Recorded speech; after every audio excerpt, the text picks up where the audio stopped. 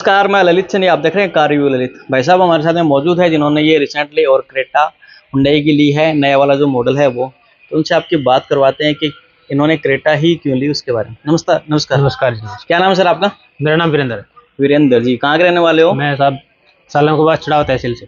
अच्छा, तो ये मॉडल कौन सा लिया है अभी आपने? ये क्रेटा का Hyundai Creta S optional petrol में। एस ऑप्शनल पेट्रोल के अंदर लिया हाँ है। जी। और कितने दिनों से आप प्लानिंग कर रहे हो गाड़ी की? ये गाड़ी का प्लानिंग तो मैं काफ़ी टाइम से कर रहा हूँ, अच्छा लेकिन अच्छा। अभी जाके थोड़ा। तो कितने दिनों में मिल गई थी आपको गाड़ी? ये गाड़ी ऑलमोस्ट मेरे को 20 दिन में डिलीवर हो गई है मेरे ऑर्डर लगने के बाद। अच्छा, तो अभी आपने पेट्रोल में लिया। कितना सीसी इंजन आता है इसका? इसका 1500 सीसी का इंजन है। 15 सीसी का इंजन आता है। और माइलेज वगैरह क्या कुछ कंपनी क्लेम कर रही है?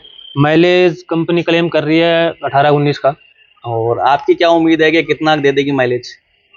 मैं भी इतना ही उम्मीद कर रहा हूँ, बाकी अच्छा, तो इतना अभी जब मैं चलाऊंगा तब पता चलेगा। बट अच्छा है, हुंडई का रिव्यू मैंने काफ़ी जगह देख के उसके बाद ही मैंने ये डिसीजन लिया है हुंडई क्रेटा का। तो अभी ये वाला अच्छा है या फिर पुराना वाला ये ज्यादा वाला अच्छा? सबसे अच्छा पसंद अच्छा, आया क्या मुझे। कुछ पसंद आया इसके अंदर आपको? इसका लुक आगे से एक तो फेस लिफ्ट किया है इसका, फेसलिफ्ट, अच्छा। और इसके जो डीआरएल हेडलैम्प्स हैं और जो कनेक्टिंग वाली जो लाइट है ये एलईडी जो होती है, अच्छा, ये सबसे अच्छा ये है। सबसे और ज्यादा पसंद आई हाँ आपको? जी, और फ्रंट और रियर के अंदर? पीछे भी सबसे अच्छा चेंज जो किया है इसका, जो पीछे का जो व्यू है व्यू बहुत ही अच्छा वो है। पुराने वाले से आपको बढ़िया लग रहा है इसका? बहुत ही अच्छा है। अच्छा, ये है। और लुकिंग के मामले में तो कुछ नहीं है। फीचर्स वगैरह क्या कुछ पसंद आए आपको क्रेटा के फीचर अंदर? तो क्रेटा शुरू से ही फीचर पैक्ड गाड़ी रही है। अच्छा अच्छा। कंप्लीट सारे फीचर आपको इस प्राइस रेंज के अंदर इससे ज़्यादा फीचर और किसी गाड़ी में नहीं मिलेंगे। साथ में इसकी बिल्ड क्वालिटी हुंडई की वो भी अच्छी है। बहुत ही अच्छी है। तो आप इस रेंज में इससे बेटर गाड़ी कोई भी नहीं मिलेगी। अच्छा, ये है। हाँ। तो जैसे कि हुंडई की जो आफ्टर सेल सर्विस है उसके बारे में कई लोग ये बोलते हैं कि महंगी है, कॉस्टली है, तो उसके बारे में आप क्या सोचते हो? आफ्टर सेल आप देखोगे हुंडई गाड़ी की अभी ट्रेंड में चल रही है, आप रोड पे देखोगे आपको कम से कम भी नहीं तो मोस्टली गाड़ियां हुंडई की मिलेंगी। अभी हुंडई चल रही है अभी ट्रेंड में। बिल्कुल बिल्कुल। अभी जैसे ये गाड़ी आपने ली है, इसके अलावा मार्केट के अंदर महिंद्रा की भी गाड़ियां खूब है, और मारुति की भी, जैसे ग्रैंड विटारा है। टाटा की बात करें तो टाटा के अंदर भी ऐसी गाड़ियां आ रही है जो मतलब अच्छी मतलब चल रही है। तो और कौन कौन सी गाड़ी आपने देखी? गाड़ियां तो लगभग मैंने सारी देखी जैसे है। महिंद्रा की कौन कौन सी गाड़ी के बारे में सोचा था सारी आपने? गाड़ियां देखी है मैंने, कंपैरिजन भी किया। महिंद्रा की हाँ। कभी मैंने एक्सयूवी 300 थी वो देखा, ब्रेजा भी देखा है, मतलब ऑलमोस्ट सारी गाड़ियों का मैंने ट्राई किया। बट कंपैरिजन जब करेंगे तो सभी मामले में हुंडई क्रेटा का कोई अच्छा, तोड़ ये नहीं। है। हाँ जी। जैसे कि ये 5 सीटर एसयूवी है। हाँ जी। और जैसे हुंडई की जो गाड़ियां होती है, लोग ये कहते हैं कि जैसे मारुति गाड़ी और आसानी से सेल हो जाती है, क्या ऐसा क्रेटा के साथ में भी है कि जैसे कोई सेल करना चाहे तो? क्रेटा का भी रीसेल अच्छा है, बहुत अच्छा है क्रेटा का। आपके किसी फ्रेंड वगैरह के पास में क्रेटा है क्या कुछ? बहुत सारे मेरे गांव में कम से कम 3 क्रेटा होंगी। अच्छा, तो उनसे आपने राय ली थी क्या कि भाई सबसे हाँ, कैसी मैंने गाड़ी है? माइलेज के मामले में भी, ड्राइविंग, ऑफ रोडिंग, हर चीज़ का, बिल्ड क्वालिटी का, हर कोई गाड़ी का किसी में कोई कमी नहीं बताएगा आपको। अच्छा, सभी ने ओवरऑल बहुत ही अच्छा और बताया। बहुत ही अच्छा। तो अभी आपने पेट्रोल ही गाड़ी क्यों ली? पेट्रोल का तो थोड़ा पिकअप अच्छा है पेट्रोल का। और आपकी गाड़ी ज्यादा चलती है कम चलती है? गाड़ी तो एवरेज चलेगी गाड़ी, वैसे नहीं कि खड़ी रहेगी, चलेगी, एवरेज अच्छा, महीने चलेगी। की कितनी की हो जाती है लगभग? महीने की अभी एक्सपेक्ट करके चलो तो लगभग 1000 किलोमीटर के आसपास महीने में निकालेगी। अभी आपके हिसाब से, जैसे आपने ये मिडिल मॉडल लिया है क्या? ये आप बोल सकते हो उसको थर्ड टॉप मॉडल है, मतलब ये टॉप मॉडल, उसके बाद ये सेकंड टॉप हो गया, उसके बाद ये टॉप थर्ड टॉप। अच्छा, बहुत से लोगों का ये कंफ्यूजन होता है कि कौन सा वेरिएंट में लूं, तो ऐसा आपके भी कुछ कंफ्यूजन आया था क्या? मैं तो क्लियर था शुरू से ही अच्छा, कि शुरू मुझे से ही? सनरूफ वाली गाड़ी चाहिए, तो सनरूफ का स्टार्टिंग वेरिएंट यही है। यही है। और आपको इस प्राइस रेंज में इससे बेटर फीचर्स के साथ तो सब कुछ इसके अंदर आपको अलॉयज मिल जाएंगे, 17 इंच में टायर मिल जाएंगे, सनरूफ पूरा सनरूफ मिल जाएगा, और इसका भी डुअल आपको एनवायरनमेंट एसी मिल जाएगा। इतने सारे फीचर से तो भरी पड़ी है, उस मामले में तो आपको सोचने की जरूरत नहीं है। इतने फीचर्स के साथ अगर आप और कोई दूसरी गाड़ी देखोगे तो मिनिमम 20-22 लाख से नीचे कम नहीं आएगी। बिल्कुल। तो अभी जैसे लोग, आप जैसे आपका तो माइंड ये था कि भाई मुझे सनरूफ चाहिए, सनरूफ के अंदर स्टार्टिंग मॉडल लिया था।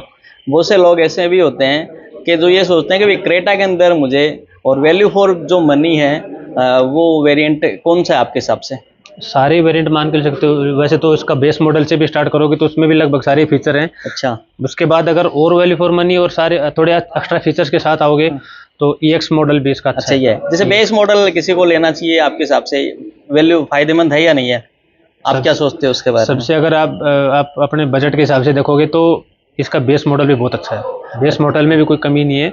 बाकी आप आफ्टर मार्केट भी आप यहीं से मॉडिफाई भी करवा सकते हो, आपके अलॉयज भी मिल जाएंगे, बाकी चीज़ें भी, इंफोटेनमेंट सिस्टम वगैरह हर कुछ आपको बाद में आफ्टर मार्केट और एकदम अच्छी प्राइस पे मिल जाएंगे। उतना नहीं है, मतलब आप बेस मॉडल से क्रेटा का तो कोई आप बात करोगे तो कोई तोड़ नहीं है वैसे। अच्छा, कितने रुपए की बेस मॉडल से लेके हाँ, कितने रुपए की पड़ी सर ये आपके? ये तो मैंने CSD से लिया है, CSD से ली है तो अच्छा, उस हिसाब से तो देखोगे तो मेरे को तो बहुत बहुत कम में अच्छा पड़ी है, है। लेकिन वैल्यू फॉर मनी है। आप जितने में भी अगर बाहर से भी ले रहे हो अच्छा, तो वैल्यू फॉर मनी गाड़ी है। वैल्यू फॉर मनी है। एक चीज और बताइए, जैसे कि इस गाड़ी के अंदर जैसे आपने BH नंबर लिया है ना, BH रजिस्ट्रेशन तो BH नंबर लेने चाहिए या नहीं लेने चाहिए, कुछ फायदा है क्या उसका? BH रजिस्ट्रेशन का तो फायदा है, बट अच्छा। वो सबके लिए एप्लीकेबल भी नहीं है, एलिजिबल भी नहीं है। वो डिफेंस पर्सनल्स के लिए है और कुछ लिमिटेड कंपनीज के लिए है। हाँ, लेकिन जैसे BH नंबर जो लेता है तो उसको क्या कुछ फायदे मिलते हैं? BH रजिस्ट्रेशन का एक सबसे बड़ा फायदा तो ये है कि आप ऑल ओवर इंडिया में कहीं भी चला सकते हो, उसके लिए कोई आपको रेस्ट्रिक्शन नहीं मिलेगा, किसी भी स्टेट में आप चला सकते हो, रख सकते हो, अच्छा। कोई रेस्ट्रिक्शन नहीं है। दूसरा ये है कि आपको जो रजिस्ट्रेशन अमाउंट है एक साथ नहीं देना है।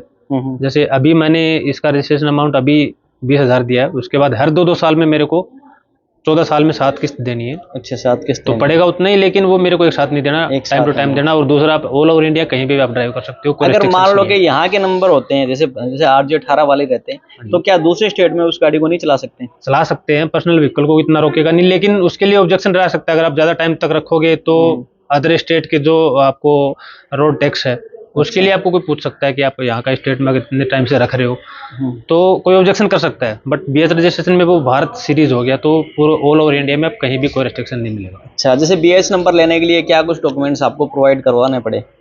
BH रजिस्ट्रेशन के लिए एक तो मेरा सर्विस सर्टिफिकेट लगता है, डिफेंस में है तो सर्विस सर्टिफिकेट मांगते हैं। बाकी जो डीलरशिप की तरफ से जितने भी इनके अवेलेबिलिटी सर्टिफिकेट है, बाकी और एसोसिएटेड जो डॉक्यूमेंट्स हैं वो सारे डीलर अपने आप प्रोवाइड करते हैं। मेरी तरफ से जो दिया था मैंने अपने पर्सनल डॉक्यूमेंट्स में आधार कार्ड, पैन कार्ड वगैरह हो गया और सर्विस सर्टिफिकेट हो गया। अच्छा, ये है।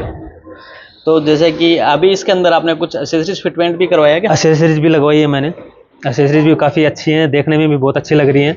जैसे कि क्या कुछ लगवाया आपने इसमें? एक्सेसरीज में एक तो फुल इसका नीचे का जो मैटिंग है, मैटिंग है, मैटिंग कंप्लीट हो गया, फुल अच्छा। बॉडी मैटिंग हो गया। उसके बाद इसका जो सीट कवर वगैरह, सीट कवर लगवाए हैं, हुंडई के ओरिजिनल सीट कवर हैं, बहुत ही अच्छे सीट कवर हैं, आप देख सकते हैं अंदर से भी। और डोर वाइजर लगवाए हैं, डोर गार्ड लगवाए हैं। और पीछे ये इनको ये क्रोम फिनिशिंग आगे और पीछे दोनों साइड काफी हट के लग रहा है ना? तो आपके हिसाब से बहुत से लोग ये मानते हैं कि भाई एक्सेसरीज कंपनी में महंगी आती है, बाहर से लगवानी चाहिए, तो आप क्या सोचते हो उसके बारे में? वही कहावत आपने सुना होगा कि सस्ता रहो बार बार, महंगा रहो एक बार। अच्छा, मेरा तो शुरू से मानना है और मैं सबको ये सलाह दूंगा कि आप कुछ भी एक्सेसरीज लगवा रहे हो या कुछ भी फिटमेंट करवा रहे हो आफ्टर मार्केट, एजेंसी में जो करवाओगे उसका कोई तोड़ नहीं है।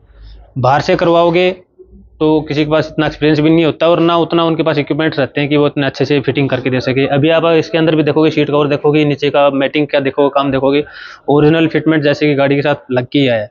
अच्छा, उसका फिनिशिंग इतना अच्छा रहेगा, गारंटी इनकी रहती है। कुछ भी इश्यू आ गया आप अपने आप आओ रिप्लेस करो, वैसे तो कुछ इश्यू आता नहीं है, लेकिन कुछ भी अगर लगवा रहे हो तो कंपनी आप शोरूम में लगवाओगे उसका सबसे अच्छा वही है। अगर बाहर से करवाओगे, मैंने देखा बहुत से लोग बाहर से भी करवाते हैं लेकिन वो उतना टिकाऊ नहीं है। अच्छा, इसकी वारंटी वगैरह कितने दिनों की मिली आपको?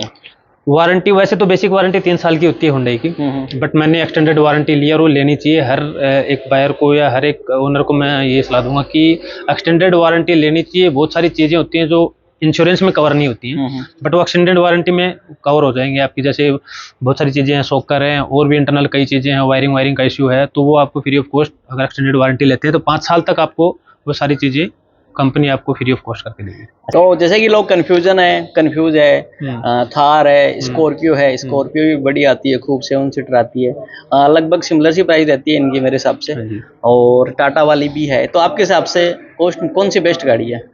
देखो, वैसे तो हर गाड़ी अपनी अपनी जगह अपने हिसाब से सही है, बाकी लोगों की पसंद है। हर चीज़ में देखोगे आप अपना बैलेंस गाड़ियों का हिसाब से देखोगे या कुछ और चीज़ है, किसी का लुक के हिसाब से, वो सबकी अपनी अपनी पसंद है। किसी गाड़ी के अंदर 2 सीट ज्यादा है, हम ये नहीं बोल सकते कि ज्यादा है, किसी की सेफ्टी ज्यादा है। हम ये नहीं बोल सकते कि कोई गाड़ी खराब है या कोई गाड़ी, कंपैरिजन करेंगे तो थोड़ा बहुत फर्क आपको सब मिल जाएगा। चलो सर, बहुत बहुत धन्यवाद आपका।